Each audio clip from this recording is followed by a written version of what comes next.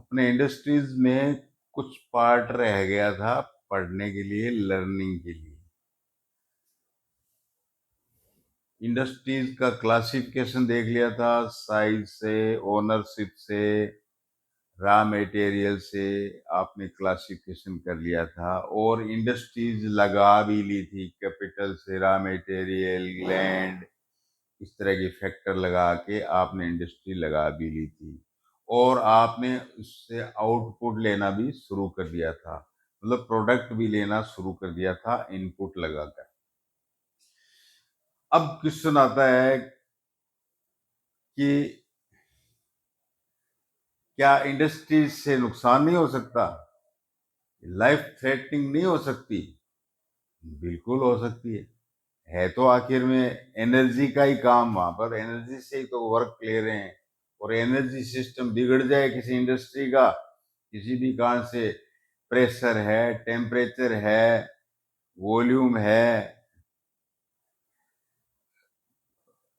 कोई मोलिकुलर गड़बड़ है, किसी भी प्रकार से बिगड़ जाए तो विस्फोट, एक्सप्लोजन तैयार है।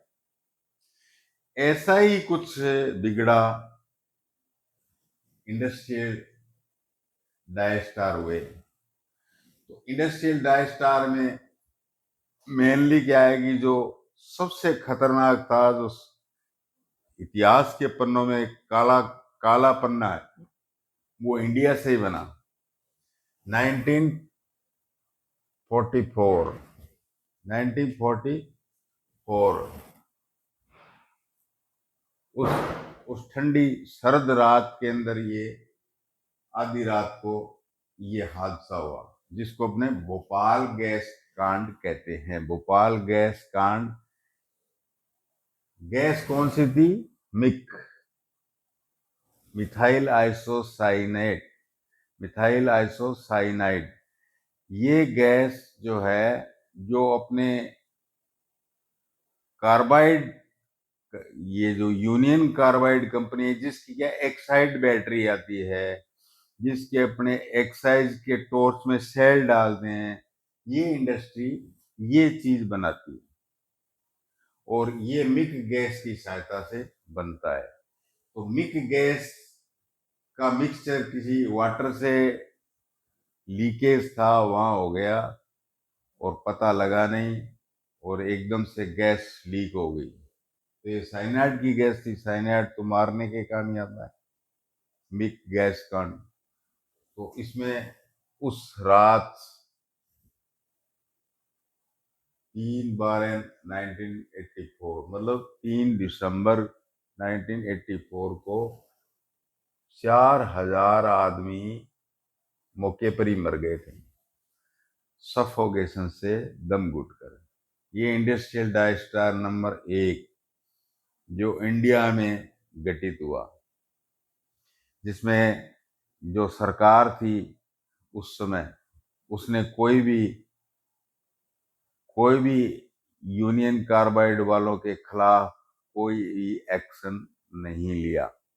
अब क्या कारण रहा, भगवान राम जाने। दूसरा जो है, जो विस्फोट हुआ था, गाओ,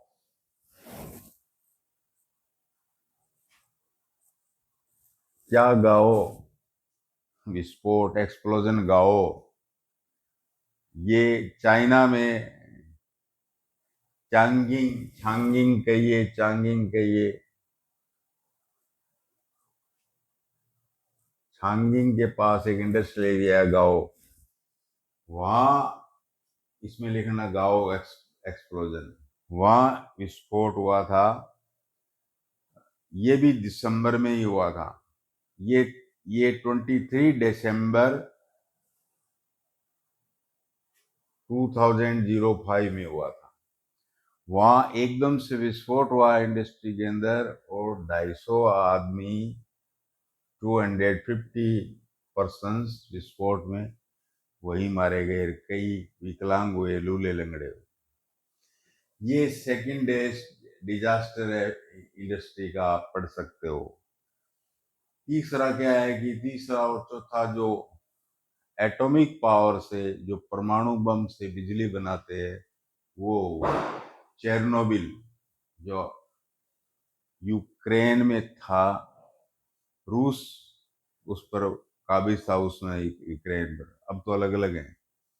तो चेरनोबिल में विस्फोट हुआ और एटॉमिक रेडिएशन फैल गया चारों तरफ। तो वहां तो रेडिएशन से तो बहुत खतरनाक बात हो जाती है, वो तो दिखता और नहीं है आंख से। तो उसको, उससे क्या है कि हैंडीकैपनेस आगे पीढ़ियों तक चलती है, बीमारियां पीढ़ियों तक आ जाती हैं। इसी प्रकार का एक डिजास्टर जो है जापान में हुआ। जब सुनामी आई थी तो वहाँ जो परमाणु संयंत्र थे, जो एटॉमिक रिएक्टर से बिजली बन रही थी, उनसे खतरा पैदा हो गया था, रिएक्टर्स जाएंगे अब, और विकिरण radiation, hazardous radiation will be spread और in Japan, there will be so many casualty. लेकिन वो थोड़ा बहुत बच गया। लेकिन फ्यूजियामा, एफ पर ही नाम है, मेरे को पूरा याद नहीं है। फ्यूजी, फ्यूजी का तो शुरू में आता है फ्यूजी। यहाँ पर जो रिएक्टर थे जापान के अंदर, ये रिएक्टर जो है 2011 में लीकेज हो गया इनमें। 2011 में इनमें से लीकेज हो गया, और ये इस लीकेज के कारण क्या, आसपास के कई लोग जो है गंभीर रूप से घायल हो गए, और कुछ 10-20 लोग मर भी गए। तो इस तरह से कहने का मतलब है कि इंडस्ट्री सिर्फ और सिर्फ प्रोडक्ट ही नहीं देती, आउटपुट। कई बार क्या है कि रॉन्ग आउटपुट भी हो जाता है। आया ना समझ में? कई बार रॉन्गनेस भी आ जाती है। ये तो इस प्रकार की जो रिस्क इंडस्ट्री के साथ जुड़ी हुई है, उस रिस्क को कम करने के तरीके क्या हैं भाई? कम करने के तरीके क्या हैं? 4-5 तरीके हैं। आप एक एक करके लिखते जाइए। 4-5 तरीकों के अंदर क्या है कि आपको बिवेयर होना पड़ेगा। Beware of risk. ये जो फैक्ट्री है, इसकी कितनी रिस्क हो सकती है, इस बात का ज्ञान आपको होना चाहिए। उसके जो नेगेटिव इफेक्ट्स हैं, जो उस फैक्ट्री के इनपुट्स हैं, जो उस फैक्ट्री के आउटपुट्स हैं, दोनों के बारे में आपको पूरा पूरा, उनके जो दोनों के बारे में जो नेगेटिव इफेक्ट है, उसका आपको पूरा पूरा पता होना चाहिए। दूसरी बात यह है कि वहाँ आसपास में कोई रेजिडेंशियल कॉलोनी नहीं होनी चाहिए, वरना क्या है, कैलेमिटीज फैलेगी, ज्यादा नुकसान होगा ना। फायर फाइटिंग सिस्टम माकूल होना चाहिए। कहीं आग लग गई या कोई विस्फोट हुआ तो उसको कंट्रोल करने के लिए, मैनेज करने के लिए फायर फाइटिंग सिस्टम माकूल होना चाहिए। और कोई ऐसी फैक्ट्री है जैसे मिक जैसी गैस, ये टॉक्सिक गैस है, तो ऐसी हाजर्डस और टॉक्सिक रॉ मेटेरियल, ये भी रॉ मेटेरियल था, मिक, रॉ मेटेरियल के स्टॉक की एक लिमिट बांधी जाए। ऐसा नहीं कि टैंक के टैंक भर लिए उसने हाजर्डस गैस के, जिससे मौत हो गई। तो minimum stock there should be maintain. बात ये है, minimum and minimum, maximum stock आपका लिमिट इतनी है, वो कम रखनी चाहिए। मिनिमम, मैक्सिमम लिमिट को मिनिमाइज करना चाहिए स्टॉक को, जो हाजर्डस है। और पोल्यूशन कंट्रोल बिल्कुल हर हालत में होना चाहिए।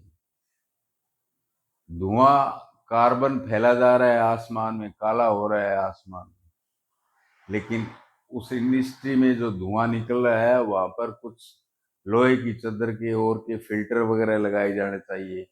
वो धुआं जो है पानी में से होकर आना चाहिए, ताकि हाजरडस गैस है वो पानी में घुल के फिर वो प्योर धुआं बाहर निकले जो नुकसान नहीं करेगा।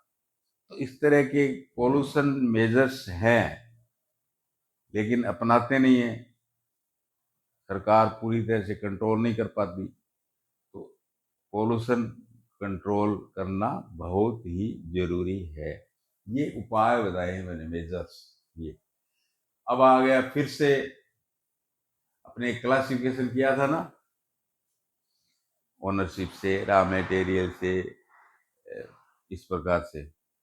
अब टाइप्स ऑफ इंडस्ट्रीज, जो नई इंडस्ट्री आई है, जो जिसको अपने सॉफ्टवेयर इंडस्ट्री, आईटी इंडस्ट्री, इस प्रकार से जो सॉफ्टवेयर काम में लेते हैं अपने, इस इंडस्ट्री का नया नाम दिया है इन्होंने सनराइज इंडस्ट्री।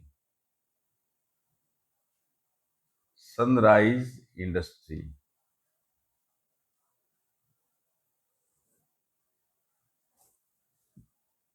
इसमें अपने पिछड़े हुए नहीं है, अपने फॉरेन की जो डेवलप्ड कंट्री है उसमें अपने बराबर चल रहे हैं। जो सॉफ्टवेयर इंडस्ट्री है मीन्स सनराइज इंडस्ट्री। तो इसमें आपका जो आईटी है, नॉलेज है, नॉलेज का मतलब सॉफ्टवेयर। तो ये इंडस्ट्री अपने इंडिया में कहाँ है? बेंगलोर।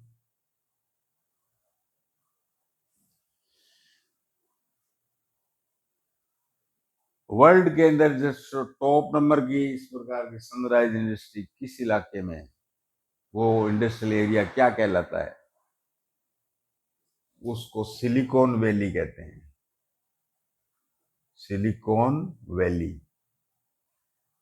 भाई सिलिकॉन का मतलब क्या है कि जो सॉफ्टवेयर वगैरह बनाते हैं उसमें सिलिका ही, सिलिका मतलब रेत ही काम आती है, उसी के मॉलिक्यूल काम आते हैं। इस वैली का नाम सिलिकॉन वैली। हार्डवेयर जो बनाते हैं, तो सारी दुनिया भर का हार्डवेयर यहाँ सबसे ज्यादा बनता है। ये सिलिकॉन वैली कहाँ है? यूएस के कैलिफोर्निया में। अपने कहाँ है? इंडिया में बेंगलोर में। अब आइए आप ओल्डर ही, ओल्डर, ओल्डर का मतलब क्या है? जो यूं समझिए 1850 से शुरू हुई जो इंडस्ट्री, शुरू शुरू में किस प्रकार की थी? आयरन की थी, टेक्सटाइल की थी। इस प्रकार की इंडस्ट्री ज्यादा थी, आयरन, टेक्सटाइल, क्योंकि ये बेसिक इंडस्ट्री थी, इंफ्रास्ट्रक्चर की देने वाली मशीनों की इंडस्ट्री थी, लोहा। तो ये जो ओल्डर इंडस्ट्री जो है, इसमें एक एक एग्जाम्पल याद, मतलब ये ओल्डर इंडस्ट्री कहाँ लगी? जहां नदी, पानी, वाटर था, ट्रांसपोर्टेशन सुविधाएं अच्छी थी, और कोयला साथ में था, कोल फील्ड, और आयरन फील्ड और कोल फील्ड पास पास में थी। यहाँ जब कॉटन ग्रोइंग पास में थी, तो वहां ये ओल्डर ये ज्यादा लगी। अब टिस्को जो है, ये टिस्को, ये कहाँ लगी? ये टिस्को जो है ये जमशेदपुर में, पहले पहले इसका नाम जमशेदपुर का था साकची। साकची गांव था, तो जमशेद जी टाटा ने ये लगाई थी। जब भारत आजाद ही नहीं हुआ था, तब अंग्रेजों का मुकाबला करने के लिए जमशेद जी टाटा ने 1907 में टिस्को लगाई, Tata iron and steel corporation company, Sakchi. ये जो साकची है, सुवर्ण रेखा, सुवर्ण रेखा नदी और खारकाई नदी, उसके बीच में पड़ती है ये गांव साक्षी। और जो बंगाल से नागपुर रेलवे लाइन है, उस पर एक स्टेशन आता है काली माता, काली माता स्टेशन। उस रेलवे स्टेशन से ये साक्षी, या अब जिसको जमशेदपुर कहते हैं, ये ओनली 32 किलोमीटर है। वहाँ आयरन और स्टील का काम होता है। आज़ाद होने के बाद में तो नेहरू जी ने 4-5 आयरन और स्टील की इंडस्ट्री खोल दी थी, लेकिन प्राइवेट सेक्टर में ये एकमात्र थी अंग्रेजों के टाइम। अंग्रेजों के ये साक्षी में क्यों खुली, बताया ना, नदी है, वाटर की व्यवस्था है, आयरन फील्ड भी है वहाँ, कोल फील्ड भी है वहाँ, लेबर भी वहाँ सस्ती है, इंडो गैंगेटिक प्लेन होने के कारण लेबर भी सस्ती है, चूना पत्थर भी वहां पर मिलता है।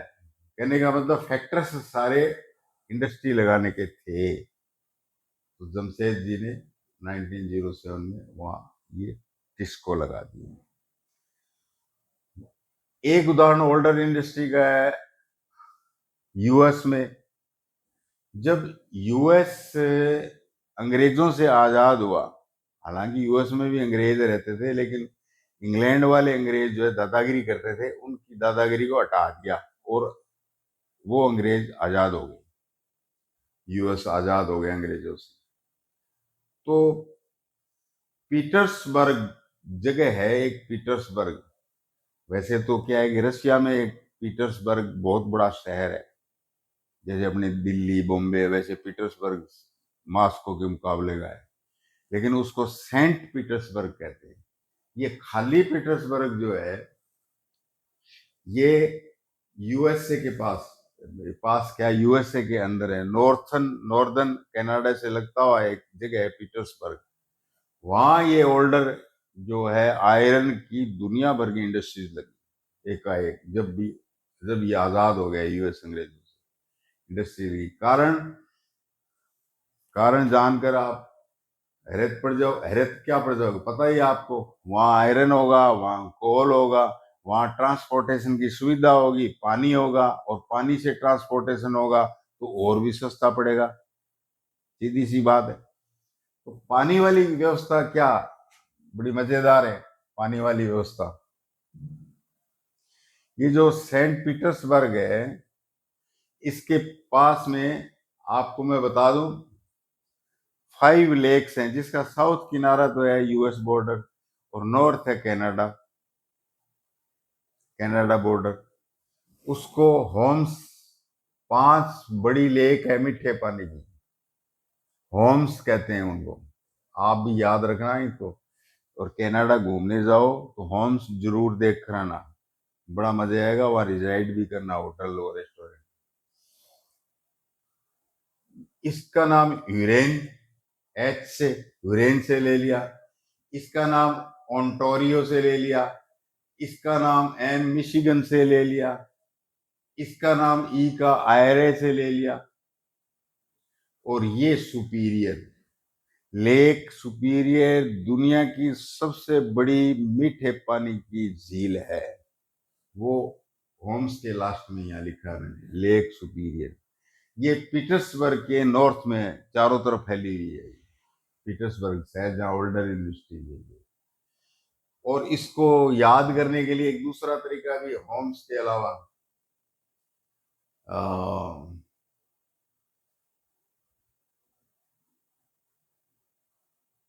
सुपीरियर मैन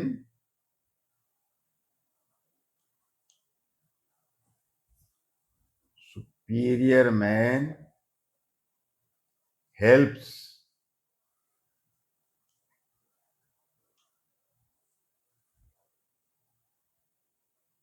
every, क्या रह गया ये, ओ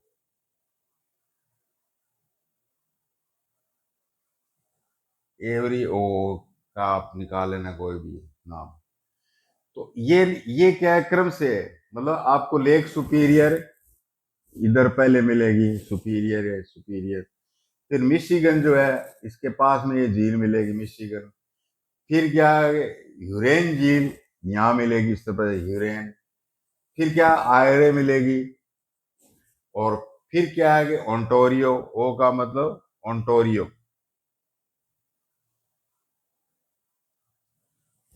फिर यहाँ ओंटोरिया मिलेगी। इस प्रकार से ये पांचों जिले इस फॉर्मूले से ये क्रमशः याद रह जाती है, और इससे सिर्फ होम्स से सिर्फ नाम नाम याद रहते हैं। समझ में आया? तो ये पानी की व्यवस्था हो गई। तो खाली झील ही थी या वो नदियां भी थी? बिल्कुल नदियां थी। पीटर्सबर्ग में एक नदी है, मोनोगहेला,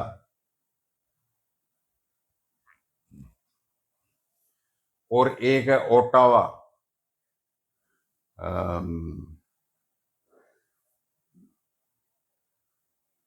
ओटावा अलेग्नी।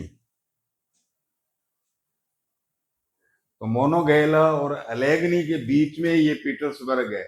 और ये जो दोनों नदियां हैं ये जाती हैं आगे जाके, दोनों मिल जाती हैं इसमें ओयो में, ओयो रिवर में मिल जाती है ये, ओयो में। और ये ओयो जो है, आपने सुना होगा सबसे लंबी नदी मिसिसिपी, मिसौरी, ये मिसौरी में मिल जाती है। तो सारे अमेरिका में आप इस नदियों के पानी से ट्रांसपोर्टेशन कर लो। आ गया ना समझ में? पीटर्सबर्ग में ही आयरन और कोल और इस तरह की इंडस्ट्री क्यों लगी, ये टाइप्स ऑफ इंडस्ट्री में ओल्डर ने दूसरे फॉर्मूले ये समराइज कर लिया था, ओल्डर आ गया। अब ओल्डर से ही क्या है कि जो ओल्डर से ही जो इंडस्ट्री जो है ये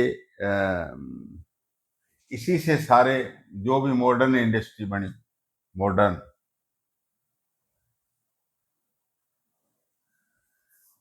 मतलब किसी भी इंडस्ट्रीज की मशीनरी बनाने वाली इंडस्ट्रियां, अब कहने का मतलब वो टेक्सटाइल बनाने वाली तो मशीनरी है, तो यहाँ से निकल गई, वो वहां चली गई, तो वो मॉडर्न इंडस्ट्री में है। बाकी की इंडस्ट्री को आप मॉडर्न इंडस्ट्री में डाल लो। ये जो ओल्डर है ये बैकबोन थी इसकी, modern backbone, backbone of modern industries. आ गया समझ में? अब अपने हो सकता है इनमें कुछ हार्ड है और है, और नक्शे में आप आपसे मैप में भरवा ले, तो जैसे अपने मैप से देख लेते हैं कहाँ कहाँ क्या क्या लफड़ा है। ये ये वर्ल्ड का है। वर्ल्ड वाले में तो अपने ये देखना पड़ेगा ना, यूएस में ये रही आपकी, ये जो नीले नीले नीले ये ये ओंटोरियो, और ये लेक सुपीरियर, ये ऊपरी ऊपर लेक सुपीरियर, ये हुरेन, इस प्रकार की ये जो 5 झील है, ऊपर कनाडा है, नीचे यूएस है, इसी के बीच में ये पिट्सबर्ग फैले, ये पिट्सबर्ग है, ये पिट्सबर्ग है। और इसी के पास जो है ना वो एलेगनी, और एलेगनी हुई, और आपकी वो ओयो नदी हुई, ओयो, ये ओयो नदी हम इस सॉरी मिल गई। तो ये सारे अमेरिका में ट्रांसपोर्टेशन हो गया। यहाँ पर पीटर्सबर्ग है, मतलब इस साइड में न्यूयॉर्क, वाशिंगटन वगैरह है, और इसके साइड के अंदर पीटर्सबर्ग इंडस्ट्री। तो ये ओल्डर इंडस्ट्री की जगह बताइए आपको। इंडिया के अंदर आ जाइए, अपना टिस्को कहाँ है ये देखिए, नक्शा नक्शा मांग लेगा वो, नक्शे में बताओ। ये बाकी जो ब्लैक हैं राउंड राउंड, उस पर ध्यान मत देना। ये जो छोटा राउंड है यहाँ, ये बंगाल है, और ये झारखंड है। झारखंड के अंदर क्या है, जो छोटा राउंड है ये, यहाँ पर जमशेदपुर है, यहाँ पर टिस्को लगा हुआ है, इधर ये दोनों नदियां है, सुवर्णरेखा और दूसरी खारकाई, ये नदियां, ये गंगा में मिल जाती हैं आगे जा। ये जमशेदपुर है, ये झारखंड में, जो हरे रंग का दिख रहा है ना यहाँ। क्यों? ये छोटा नागपुर पठार है, यहाँ कोयले की भरमार है, यहाँ लोहे की भरमार है, तो फिर इंडस्ट्री तो अपने आप ही लगनी है। हो गया ना ये बात है। आ गया समझ में? अपना इंडस्ट्री वाला जो चैप्टर है वो पूरा होता है। कल अपने अलग और रिसोर्स देखेंगे।